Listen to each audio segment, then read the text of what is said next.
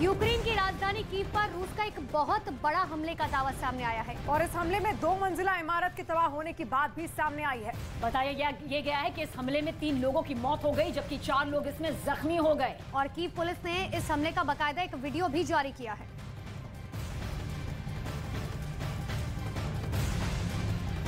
तो युद्ध में बैकफुट पर आए पुतिन का गुस्सा 7वें आसमान पर है। बताया गया कि इसके पीछे युद्ध में रूस के सैनिकों की मौत की बढ़ती तादाद है। यूक्रेन का यह भी दावा है कि रूस ने इस जंग में अभी तक 85,000 सैनिक गंवा दिए हैं। और उधर जब से ज़ेलेंस्की ने रूस के 33 सैनिकों के शव रूस को लौटाए हैं, पुतिन का गुस्सा 7वें आसमान पर है।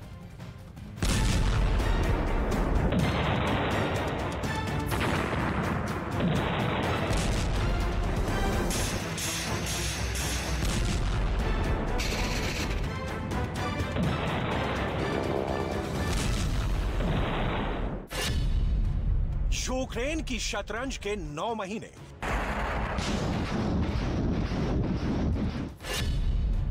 किसको शह किसको मार।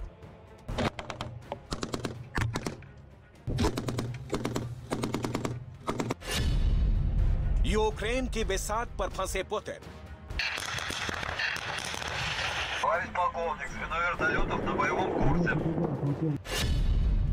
यूक्रेन की बाजी का सिकंदर कौन।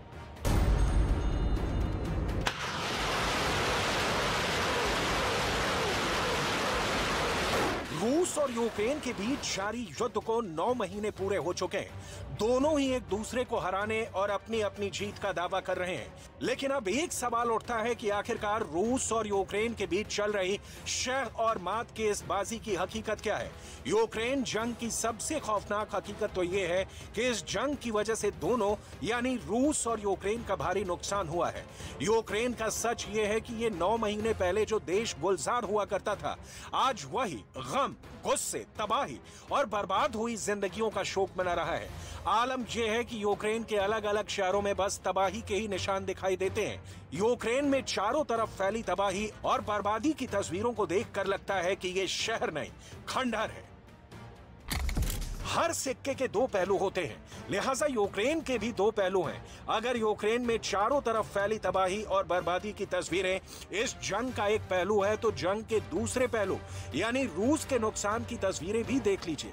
आपको खुद इस बात का अंदाजा हो जाएगा कि रूस को भी इस जंग में भारी नुकसान उठाना पड़ रहा है। सफेद रंग के बॉडी बैग्स में लिपटी ये रूस के उन सैनिकों के शव हैं जो इस जंग में अपनी जान गंवा चुके हैं।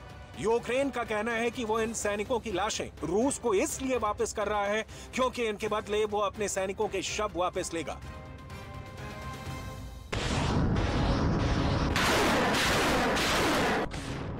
आइए अब आपको भी बता दें कि आखिर इन सब के पीछे यूक्रेन का असली मकसद क्या है।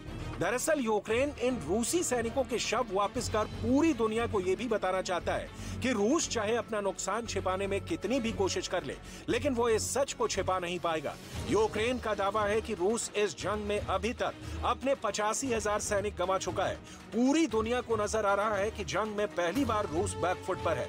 लिहाजा राष्ट्रपति ज़ेलेंस्की रूस के राष्ट्रपति पुतिन को शर्मिंदा करने की भी कोशिश कर रहे हैं और ये बात हाल ही में दिए गए उनके बयान में साफ तौर पर नजर आई थी, जब उन्होंने रूस के साथ शांति वार्ता के प्रस्ताव को ठुकरा दिया था।